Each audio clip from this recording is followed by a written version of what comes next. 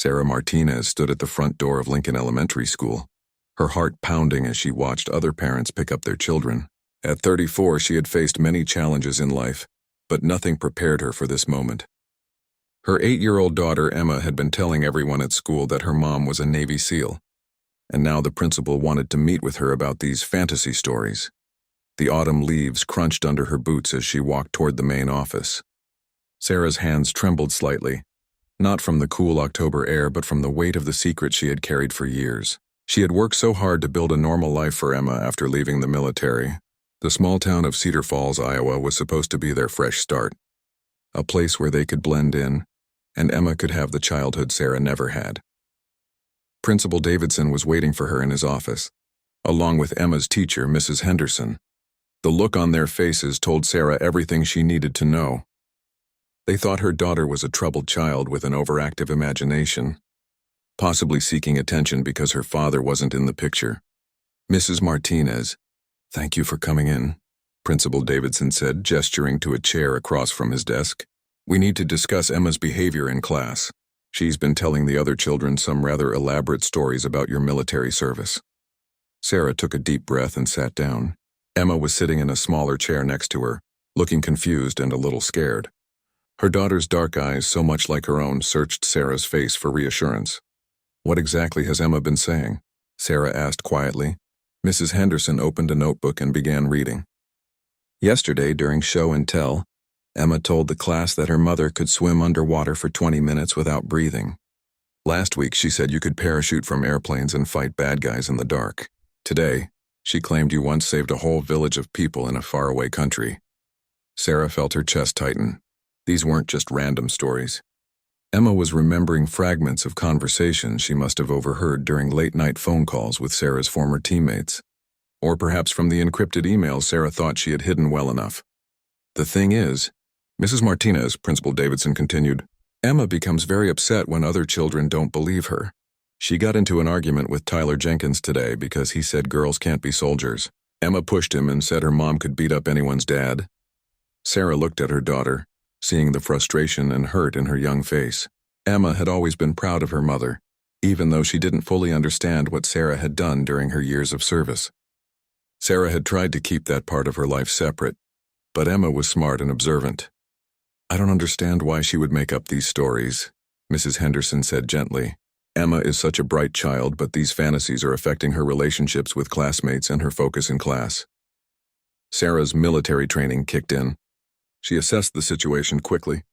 These people meant well, but they had no idea what they were dealing with. In their small-town world, the idea of a single mother who had served in special operations was so foreign that they automatically assumed it was fiction. "What if they're not stories?" Sarah said quietly. The two educators exchanged glances. Principal Davidson leaned forward. "Mrs. Martinez, I understand that sometimes children create elaborate fantasies about their parents' jobs to make them seem more exciting. It's perfectly normal for a child to want their parent to be a superhero. But what if Emma isn't making it up?" Sarah repeated, her voice steady despite the storm of emotions inside her. Mrs. Henderson smiled sympathetically. "Sarah, we've all seen movies about Navy SEALs. They're all men, highly trained warriors who go on dangerous missions. While we certainly respect all our military personnel, we need to help Emma understand the difference between reality and fiction."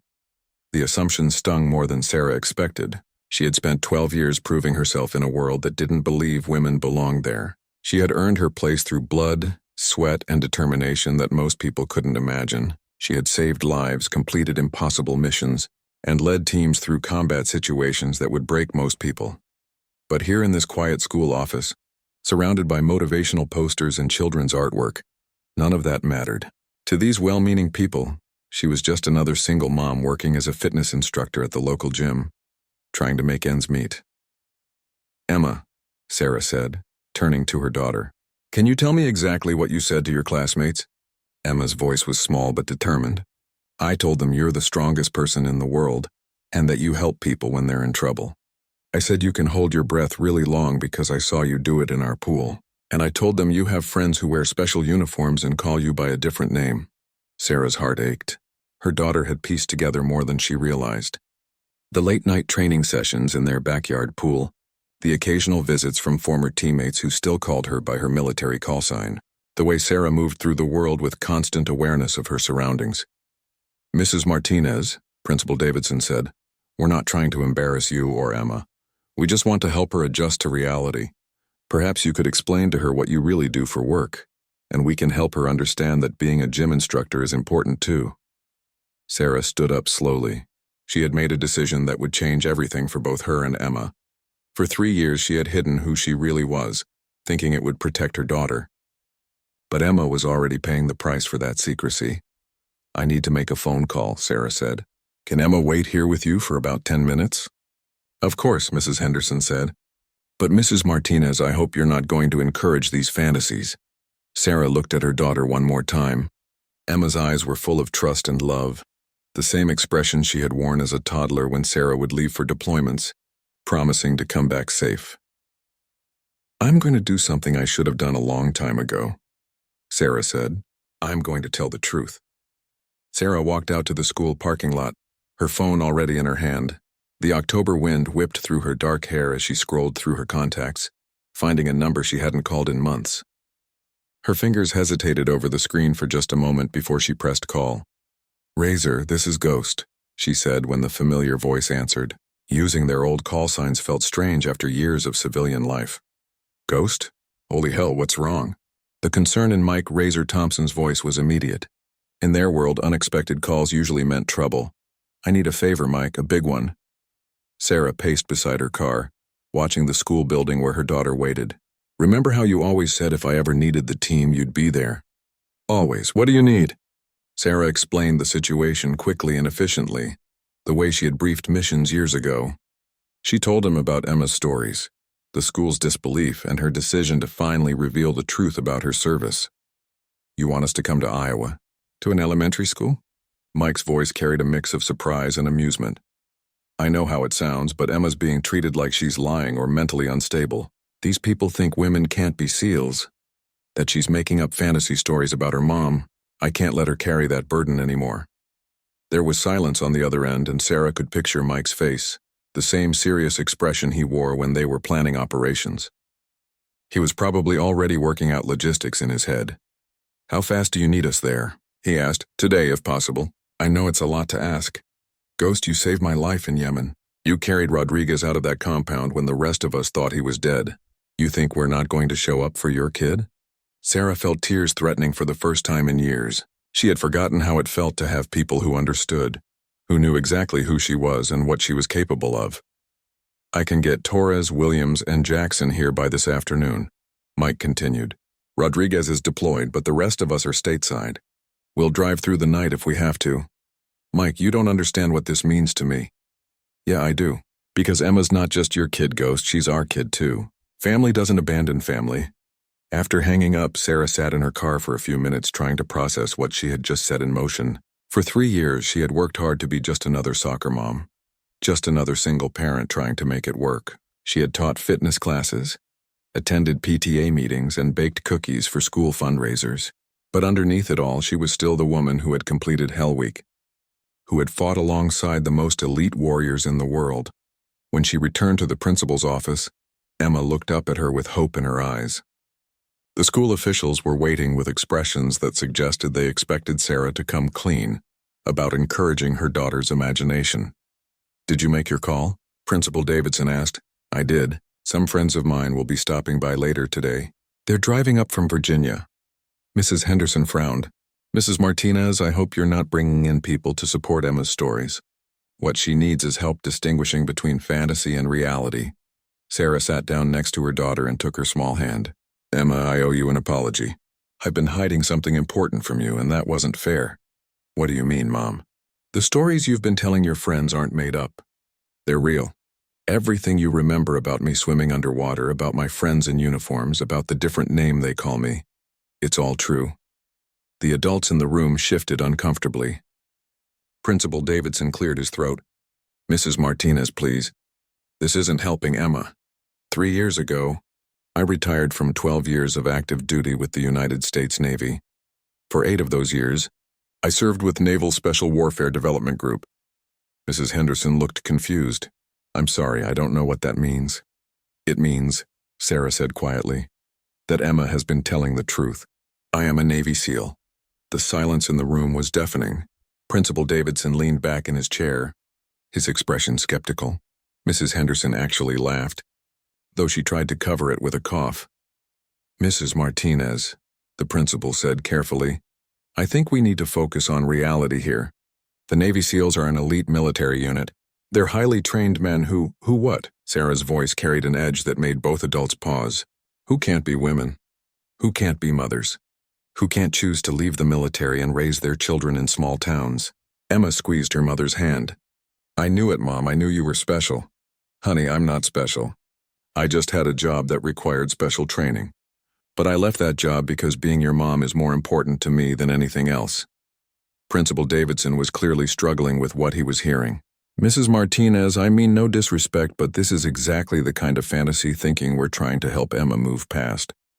The Navy SEALs are portrayed in movies and television, but in real life, women have been serving in special operations for years," Sarah interrupted. "Most of it is classified, which is why people don't know about it. But just because you haven't heard of something doesn't mean it doesn't exist." Mrs. Henderson was looking between Sarah and Emma with growing uncertainty. "But you work at the gym. You teach aerobics classes. I teach tactical fitness and self-defense. I help train local law enforcement officers. And yes, I teach aerobics classes because I need to make a living and I enjoy helping people stay healthy." Sarah's voice was calm but firm. "Having served my country doesn't mean I can't have a normal job now." "Mom," Emma said quietly, "are you in trouble for telling them?"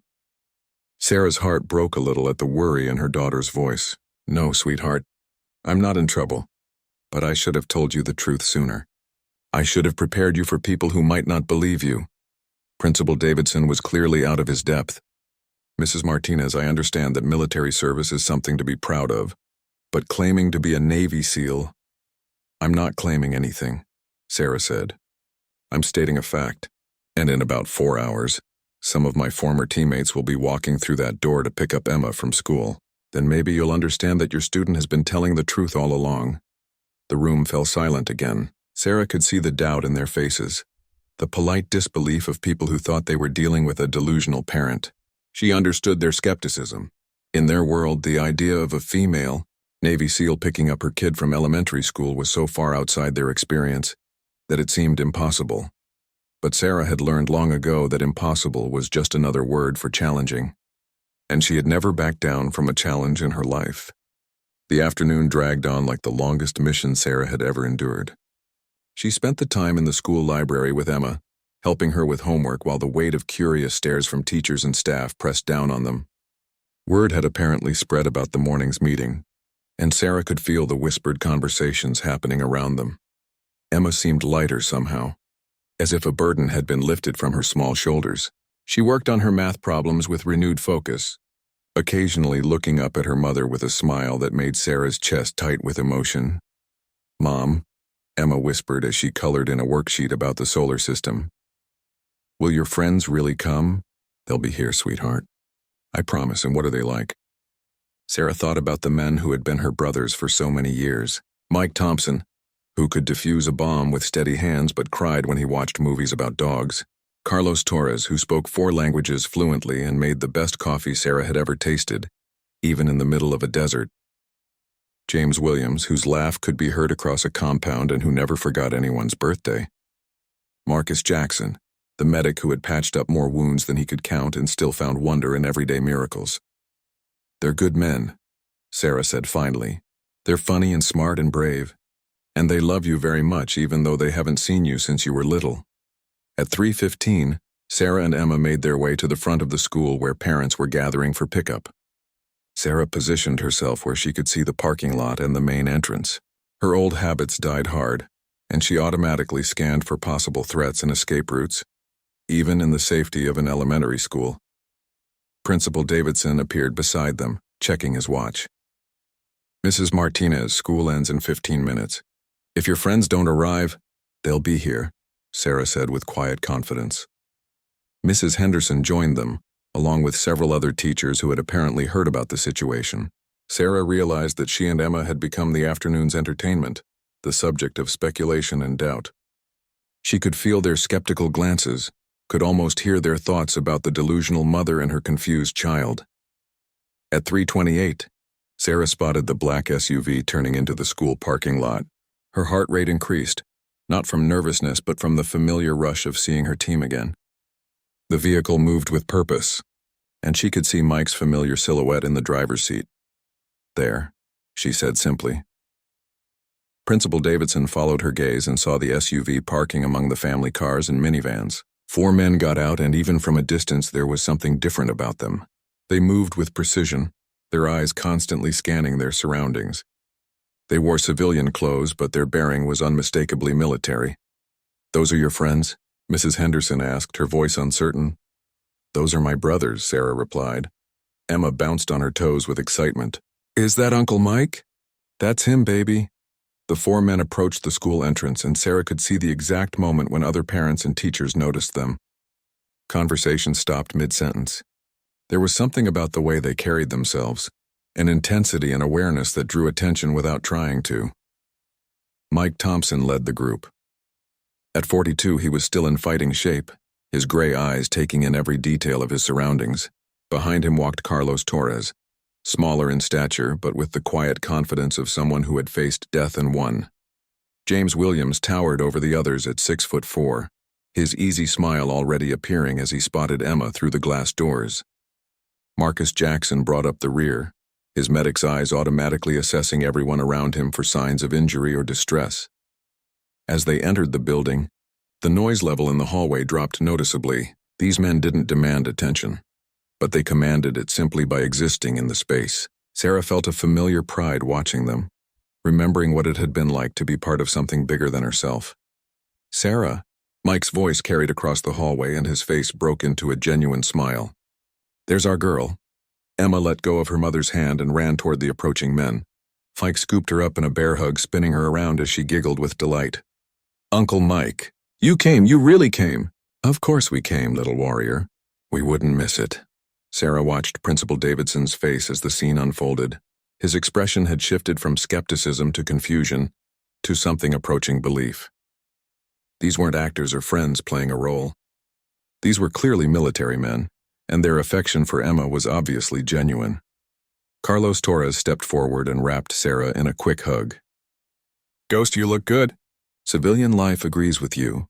It has its moments," Sarah replied, hyper-aware of the audience watching their every interaction. James Williams ruffled Emma's hair as Mike set her down. "Hey there, Em, you've gotten so big. Last time I saw you, you were barely walking." "I remember," Emma said excitedly. "You taught me how to whistle, did I? Let's hear it." Emma put her fingers to her lips and produced a clear, sharp whistle that echoed through the hallway. Several teachers jumped at the unexpected sound, but the 4 men grinned with approval. Marcus Jackson knelt down to Emma's level. "Your mom tells us you've been having some trouble at school." "The grown-ups don't believe me when I tell them about Mom," Emma said, her voice serious. "They think I'm making up stories." Marcus looked up at the cluster of school personnel who were watching the interaction with growing amazement. "Well, we can't have that, can we? Sometimes grown-ups have trouble believing in things they haven't seen before." Principal Davidson stepped forward, his professional composure clearly shaken. "Excuse me, but who exactly are you, gentlemen?" Mike Thompson straightened to his full height and fixed the principal with a steady gaze. "We're former teammates of Sarah's. We served together for 8 years." "Served where exactly?"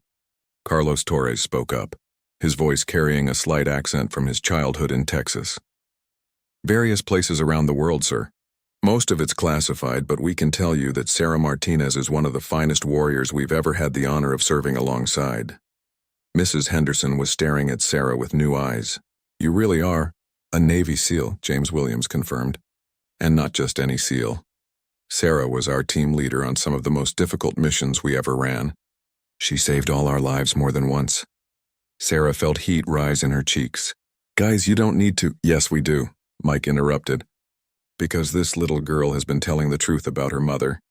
And instead of being proud of her, people have been treating her like she's confused or lying." Marcus Jackson stood up and faced the assembled teachers. "Emma's been bragging about her mom because she has every right to be proud.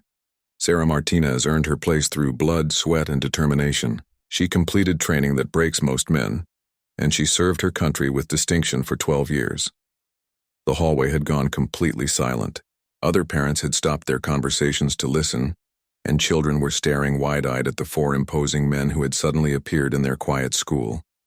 Principal Davidson cleared his throat. I owe both you and Emma an apology, Mrs. Martinez. We made assumptions based on our own limited experience. Sarah nodded, accepting the apology with grace. But inside she was watching Emma's face light up with vindication and joy. Her daughter was finally being believed, finally being seen as the truthful child she had always been. The transformation in the school hallway was immediate and profound. Word spread through the building like wildfire that Emma Martinez's fantasy stories were actually true. Teachers who had been whispering about the troubled child with an overactive imagination were now looking at both Sarah and Emma with a mixture of awe and embarrassment. Emma stood taller than Sarah had seen her in months, her small hand clasped firmly in Mike's massive one. The weight of being disbelieved had clearly been heavier than Sarah had realized, and watching her daughter's confidence return was both heartbreaking and beautiful. Uncle Carlos, Emma said, tugging on Torres's jacket, can you tell them about the time Mom saved the whole village? Carlos crouched down to Emma's level, his weathered face serious.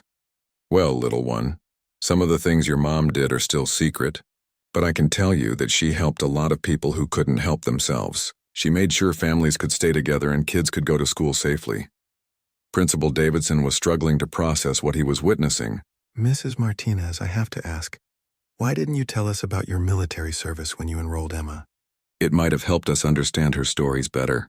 Sarah considered her answer carefully. Because I wanted Emma to have a normal childhood. I didn't want her to be treated differently because of what I used to do. I wanted her to be judged on her own merits, not on her mother's past. But clearly, Emma is proud of your service, Mrs. Henderson said, still looking shell-shocked. Of course she is, James Williams interjected with his characteristic warmth. Sarah's a hero. Not because she was a SEAL, but because of the person she is. Emma sees that every day. A small crowd had gathered in the hallway. Other parents picking up their children had noticed the unusual scene and lingered to listen. Sarah could see Tyler Jenkins, the boy who had argued with Emma about women soldiers, standing with his mouth open as he stared at the four intimidating men surrounding Emma, with obvious affection. Marcus Jackson, ever the medic and team diplomat, addressed the growing audience. Look, we understand this is unusual. Most people don't encounter special operations personnel in their daily lives, but we wanted to come here because Emma was being treated unfairly. This little girl was telling the truth about her mother, and instead of being celebrated for her honesty, she was being treated like she had a problem. Tyler Jenkins's mother stepped forward hesitantly. Are you really Navy SEALs? We were, Mike answered. Sarah retired 3 years ago to focus on raising Emma. The rest of us are either retired or transitioning to civilian careers. But women can't be SEALs, Tyler said, his young voice confused. My dad said so. The four men exchanged glances and Sarah could see them making a collective decision. They had always been protective of their female teammates, and that instinct clearly extended to defending Sarah's reputation. Son, Carlos said gently, your dad is working with old information. Women have been serving in special operations for years. Most of it isn't public knowledge because of security reasons, but that doesn't make it less real. James Williams nodded. Your friend Emma has been telling you the truth about her mom. Maybe you owe her an apology. Tyler looked embarrassed and mumbled something that might have been an apology in Emma's direction. His mother looked mortified and promised to have a conversation with Tyler's father about making assumptions. Principal Davidson was clearly trying to regain control of the situation. Well, this has certainly been educational for all of us. Emma, I think we owe you an apology too. You were being truthful and we should have listened better. Emma beamed up at him. It's okay, Mr. Davidson. Mom always says people sometimes have trouble believing things they don't understand. Your mom is very wise, the principal replied. Looking at Sarah with new respect, Mrs. Henderson approached Sarah tentatively. I'm so sorry for how I handled this. When Emma talked about underwater breathing and night missions, it just seemed so far-fetched. It's understandable, Sarah said diplomatically, but maybe this can be a learning experience for everyone. Just because something seems unlikely doesn't mean it's impossible. Mike Thompson was watching the interactions with the strategic mind that had made him such an effective team leader. "You know what, Ghost? This whole situation gives me an idea." Sarah raised an eyebrow. She recognized that tone in Mike's voice. It usually preceded either a brilliant plan or controlled chaos. "What are you thinking, Razor?" "Well, it seems like there's some education needed here about what modern military service actually looks like. Maybe we could arrange for a proper presentation, show these kids that heroes come in all shapes and sizes." Principal Davidson's ears perked up. "You mean like a career day presentation?" "Something like that," Carlos added, catching on to Mike's thinking. "We could talk about service, teamwork, and the importance of believing in yourself and others." Emma practically vibrated with excitement. "Could you really come back and talk to my class?" "We could do better than that," Marcus said, his medic's mind already working on the details. "We could put together a proper educational program. Physical fitness, first aid basics, the importance of education in military service." Sarah felt a warmth spreading through her chest. Her teammates weren't just defending her and Emma. They were turning a difficult situation into an opportunity to educate and inspire. "The school district might be very interested in that," Principal Davidson said, his administrator's mind clearly working through the possibilities. "We're always looking for ways to make learning more engaging for our students." Mrs. Henderson was nodding enthusiastically, and it would certainly help Emma feel more integrated with her classmates. She's been somewhat isolated because of this situation. Sarah looked around at the faces surrounding them. The skepticism and doubt had been replaced by curiosity and respect. Emma was practically glowing with happiness, finally vindicated after months of being treated like she was making things up. "What do you think, Mom?" Emma asked, looking up at Sarah with hope shining in her dark eyes. Sarah looked at her daughter, then at her former teammates who had driven hundreds of miles just to support a little girl they barely knew. She thought about the 3 years she had spent hiding who she was, thinking she was protecting Emma when she might actually have been hurting her. "I think," Sarah said slowly, "that it's time to stop hiding who we are. If you guys are serious about coming back for a presentation, I think these kids could learn a lot from you." "We're dead serious," James said with his trademark grin. "Besides, we owe it to Emma to make sure everyone knows she's got the coolest mom in Iowa." Emma giggled and hugged James around the waist. "You're all pretty cool too." As the crowd began to disperse and normal after-school activities resumed, Sarah felt something she hadn't experienced in 3 years: the support of her chosen family. She had thought she was protecting Emma by keeping her past hidden, but instead she had been denying her daughter the chance to be proud of who her mother really was. The road ahead wouldn't be easy. There would be more questions, more curiosity, and probably more skepticism from people who couldn't imagine a woman in special operations. But with her team by her side and her daughter finally able to tell the truth about her family, Sarah felt ready to face whatever came next. 3 weeks later, Lincoln Elementary School buzzed with excitement unlike anything Principal Davidson had experienced in his 20-year career. The Heroes Among Us presentation that Mike Thompson and his team had proposed had grown into a school-wide event that attracted attention from the entire district. Sarah stood in the gymnasium, watching her former teammates set up equipment and displays with the same precision they had once used to prepare for missions. The irony wasn't lost on her that the same men who had once planned operations in hostile territories were now carefully arranging educational materials for 8-year-olds. Emma practically bounced beside her, wearing a specially made t-shirt that read, "My mom is my hero," in bold letters. The transformation in her daughter over the past few weeks had been remarkable. Where once Emma had been hesitant to share stories about her family, she now spoke with confidence about her mother's service. "Mom, look how many people came." Emma pointed to the growing crowd of students, parents, and even some local media representatives who had heard about the unusual presentation. Sarah's stomach fluttered with nerves she hadn't felt since her first combat mission. "Are you nervous, sweetheart?" "No way. I get to show everyone that I was telling the truth all along." Mike approached them, checking his watch with military precision. 15 minutes until showtime, Ghost. You ready for this?" "As ready as I'll ever be," Sarah replied.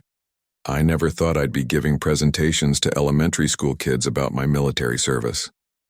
"Life has a funny way of taking us places we never expected," Carlos said, joining their conversation. He was wearing his dress uniform, and Sarah was struck by how young he looked despite all they had been through together. The gymnasium filled rapidly with excited children and curious adults. Sarah spotted Tyler Jenkins sitting in the front row with his father, who had specifically requested to attend after learning the truth about Emma's stories. Mrs. Henderson was helping organize the younger students, and Principal Davidson was doing his best to manage the unexpected media attention. James Williams tested the microphone and gave Sarah a reassuring smile. Just like old times, team leader. Except instead of briefing battle-hardened warriors, we're talking to kids who still believe in magic. Maybe that's not such a bad thing, Marcus added. Sometimes we need people who believe in the impossible. As the presentation began, Sarah watched her teammates transform into natural educators. Mike started with the basics of military service, explaining the different branches and the importance of teamwork. His deep voice carried easily through the gymnasium, and even the youngest children listened with rapt attention. Carlos took over to discuss the importance of education and learning languages, sharing stories about how his ability to communicate had helped in various missions. He spoke to the children in Spanish, then French, then Arabic, demonstrating how knowledge could be a powerful tool. James focused on physical fitness and the importance of taking care of your body. He led the entire gymnasium in a series of exercises that had everyone laughing and moving. Watching a 6'4" former SEAL guide a group of 7-year-olds through jumping jacks was a sight Sarah would remember forever. Marcus discussed first aid and helping others, showing the children basic techniques for treating minor injuries. His gentle manner and infinite patience made even the most squeamish kids eager to learn about taking care of each other. Throughout the presentation, Sarah noticed how her teammates naturally included her in their stories. They spoke about their team leader with respect and admiration, making it clear that gender had never been an issue in their unit. They shared examples of Sarah's quick thinking and leadership without revealing classified details. When it came time for Sarah to speak, she felt the weight of hundreds of eyes on her. She looked out at the audience and saw Emma in the front row, beaming with pride and encouragement. 3 years ago, Sarah began, I made a decision that I thought would protect my daughter. I decided to hide the fact that I had served in the military because I wanted Emma to have a normal childhood. I wanted her to be treated like any other kid. She paused, looking around the room at the faces of children and adults who were hanging on her every word.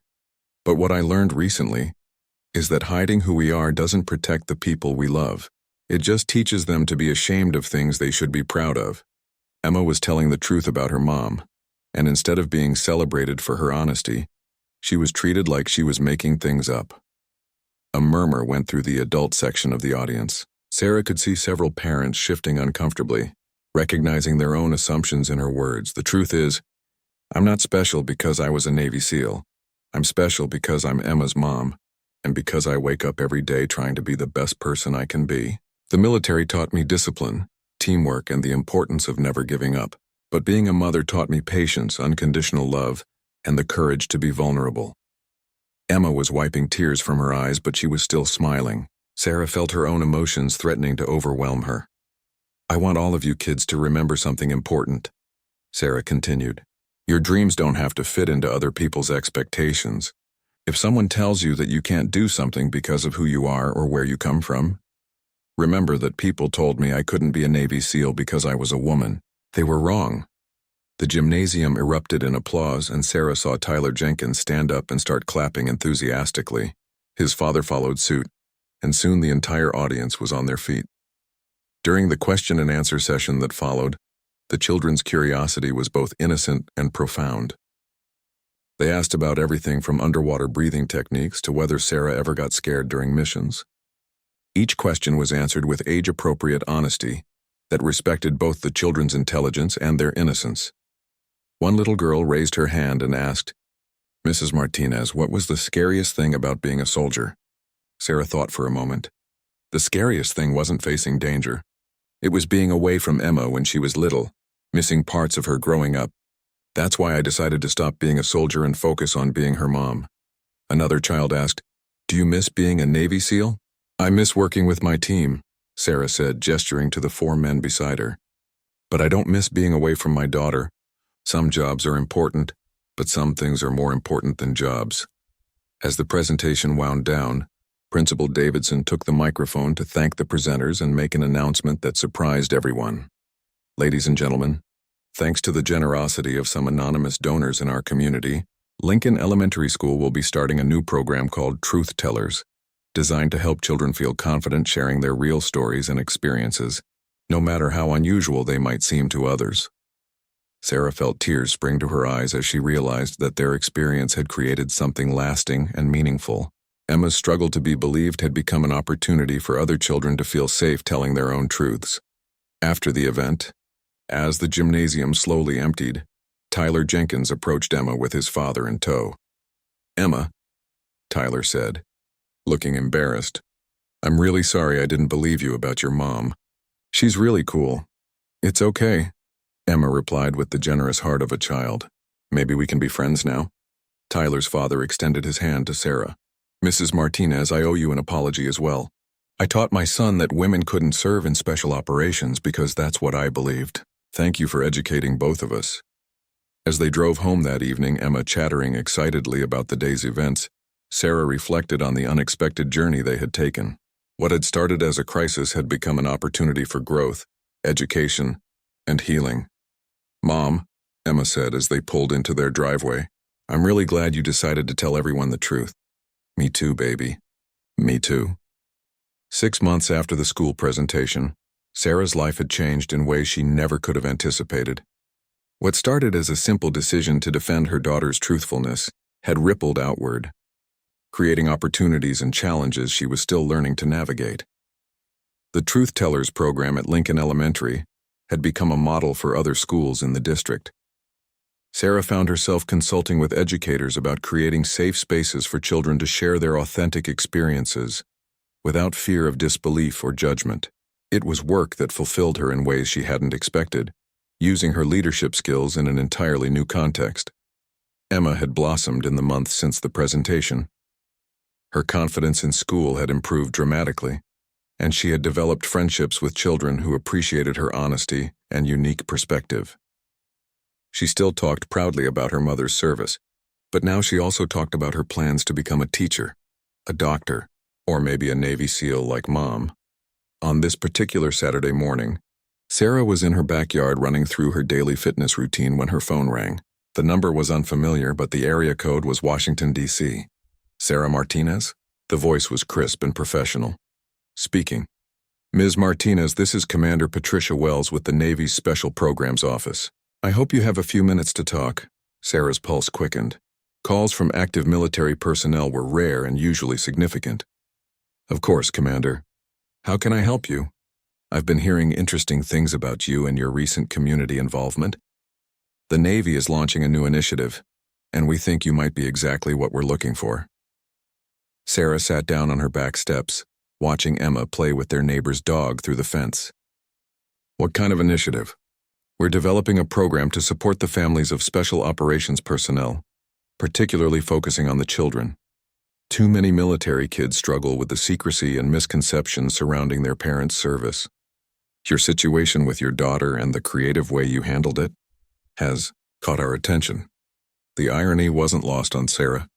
The same military culture that had required her to keep her service secret was now asking for her help in addressing the problems that secrecy created. "What exactly would this involve?" Sarah asked. "We'd like you to consider developing and leading a family support program. It would involve travel, speaking engagements, and working with military families nationwide. The position would be civilian, but it would be working closely with active duty personnel and their families." Sarah's mind raced through the implications. It would mean using her military experience in a new way, helping other families navigate the challenges she and Emma had faced. But it would also mean leaving the quiet life they had built in Cedar Falls. "Commander, this is a significant opportunity, but I need to discuss it with my daughter. She's been through a lot of changes recently." "Of course, I understand you're a single mother, and that would be a major consideration in any decision. The Navy is prepared to be flexible about scheduling and travel requirements to accommodate your family situation." After ending the call, Sarah sat in her backyard for a long time, thinking about the path that had led her to this moment. 9 months ago, she had been a fitness instructor trying to blend into a small Iowa town. Now she was being asked to represent the Navy in a national program. When Emma came inside for lunch, Sarah broached the subject carefully. How would you feel about moving away from Cedar Falls? Emma looked up from her sandwich with wide eyes. Are we in trouble again? No, sweetheart. Actually, the opposite. The Navy has asked me to help other families like ours. But it would mean traveling and maybe living somewhere else. Emma considered this seriously, chewing thoughtfully. Would we still see Uncle Mike and the others? Probably more than we do now, actually. And you'd meet other kids whose parents do important jobs that they can't always talk about. Like secret jobs? Sarah smiled. Some of them, yes. There are a lot of families where one parent serves the country in ways that have to stay private. Sometimes the kids feel confused or lonely because they can't share their family's real story. Emma's face lit up with understanding. Like I felt when no one believed me about you? Exactly like that. And you would help them feel better? I would try to. But it would mean big changes for both of us. New schools, new friends, new places to live. Emma was quiet for a moment, and Sarah could see her processing the information with the seriousness of a child who had already learned that life could be complicated. Mom, remember when you told me that sometimes doing the right thing is hard but important? I remember. I think helping other kids is the right thing, even if it's hard. Sarah felt her heart swell with pride. Her 8-year-old daughter was demonstrating wisdom and empathy that many adults struggled to achieve. That evening, after Emma was in bed, Sarah called Mike Thompson. Razor, I need to run something by you, she said when he answered. She explained the Navy's offer and Emma's reaction. Mike listened without interrupting, his silence telling her he was processing the information strategically. What's your gut telling you, Ghost? My gut says this is important work that could make a real difference. My head says it's a big risk to uproot Emma again just when she's settled. And your heart? Sarah laughed. My heart says Emma just gave me the answer. She wants to help other kids feel less alone. Sounds like you know what you're going to do. I think I do. But Mike, I'm scared. What if I mess this up? What if I can't actually help these families? Sarah, you spent 8 years leading missions that saved lives and protected innocent people. You raised a daughter who turned out to be wise, brave, and compassionate, despite facing challenges that would break most adults. You turned a crisis at an elementary school into an educational program that's changing how kids are treated.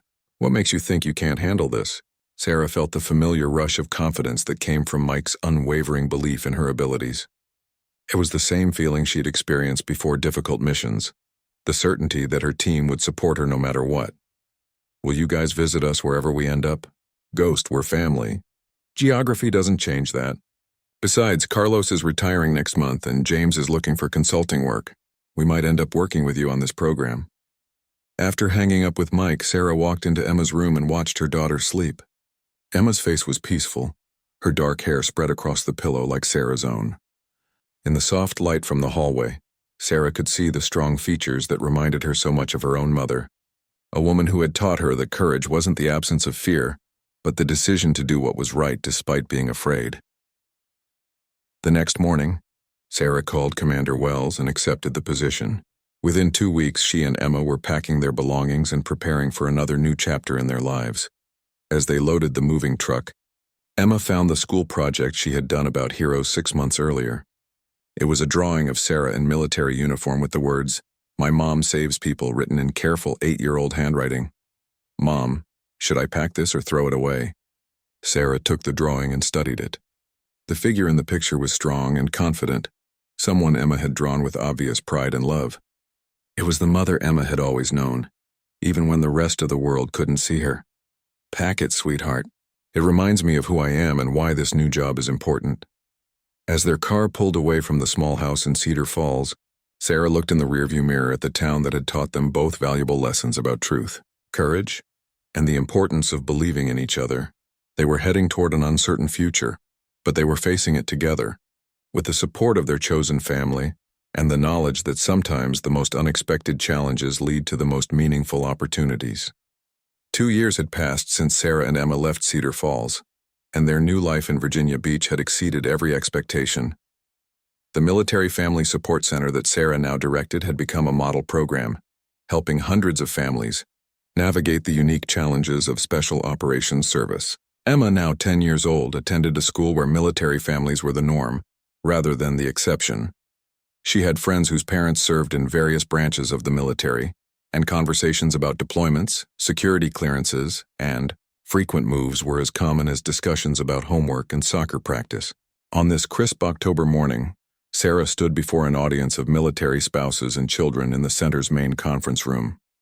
Today's session was particularly meaningful because it marked the 2-year anniversary of her first Truth Tellers presentation at Lincoln Elementary. How many of you have ever felt like no one would believe something true about your family? Sarah asked the group of children ranging from ages 6 to 16. Nearly every hand in the room went up, and Sarah felt the familiar tug at her heart that had driven her to this work. These kids understood Emma's experience in ways that children in Cedar Falls never could. A 12-year-old girl named Amanda raised her hand. "My dad goes away for months at a time, but I can't tell people where he goes or what he does. When kids ask, I have to lie and say he's just traveling for work. It makes me feel bad inside." Sarah nodded with understanding. "That's exactly the kind of situation we're here to address. Your dad's work is important and sometimes dangerous, which is why it has to be kept secret. But that doesn't mean you should feel bad about protecting that information. You're being a good daughter by keeping your family safe." Marcus Jackson, who now worked full-time with Sarah's program, spoke up from the back of the room. "Amanda, can you tell us what you're proud of about your dad's service, even if you can't share the details?" Amanda's face brightened. "He helps people who can't help themselves, and he's really brave. And he always calls me when he can, even if it's the middle of the night for me." "Those are the things that matter," Sarah said. "The love, the courage, the commitment to helping others. Those are the truths you can always share, even when the details have to stay private." Emma, who often attended these sessions, raised her hand. "I think it's important to remember that keeping secrets isn't the same as lying. My mom taught me that there's a difference between hiding something bad and protecting something good." The wisdom in her daughter's words never ceased to amaze Sarah. Emma had grown into a confident, articulate young girl who served as an informal mentor to younger children in the program. After the session, Sarah was approached by a woman she recognized as the wife of a recently deployed SEAL.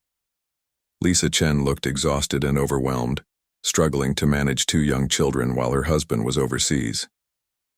"Sarah, I was wondering if I could talk to you privately. I'm having some problems that I think you might understand." They settled in Sarah's office, and Lisa poured out her story.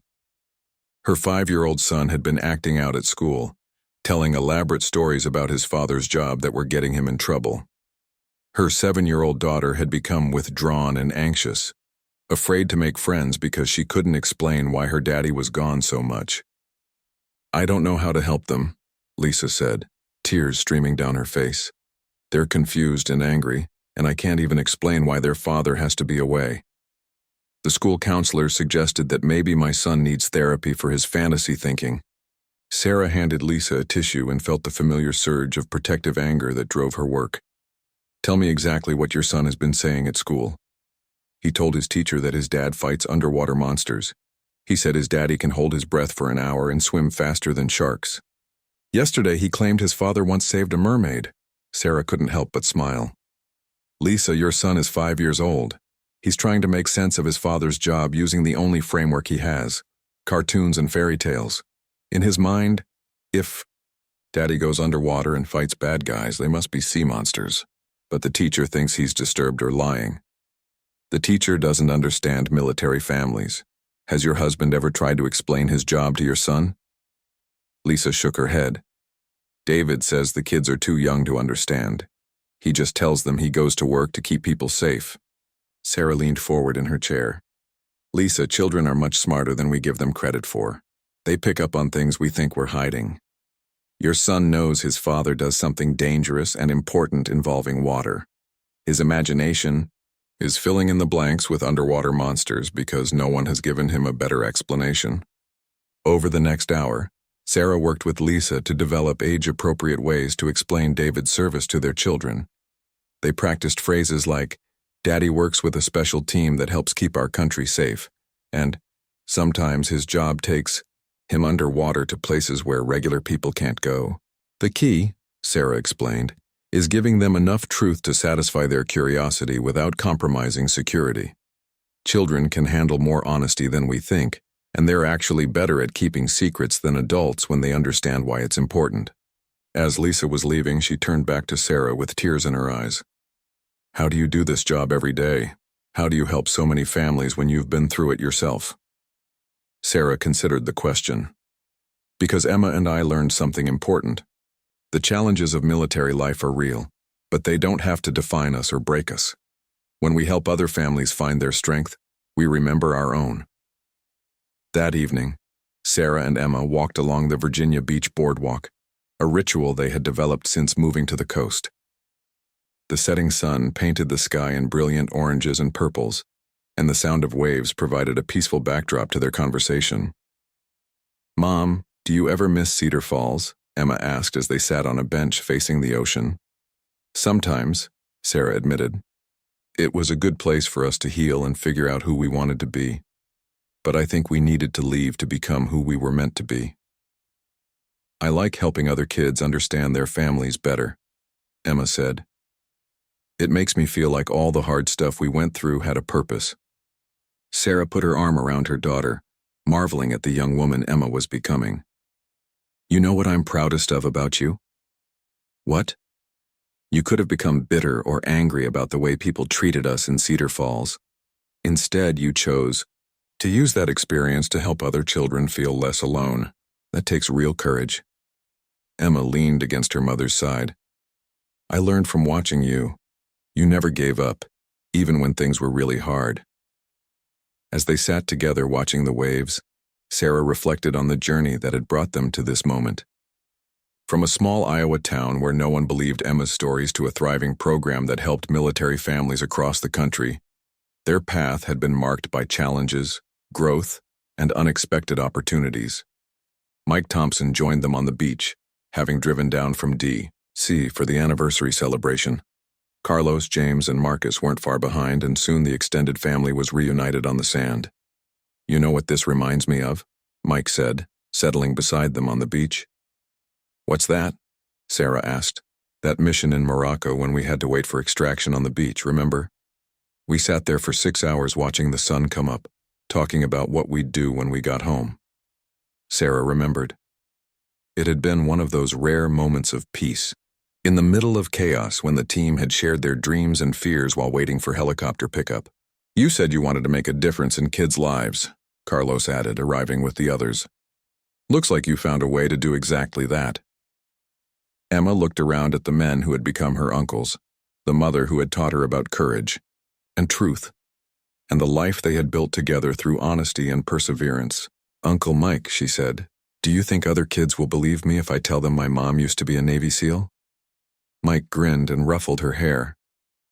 "Em, I think by now you've learned that it doesn't matter if people believe you right away.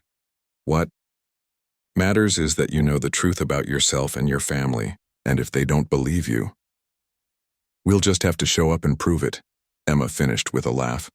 As the stars began to appear over the Atlantic Ocean, Sarah realized that their story had come full circle.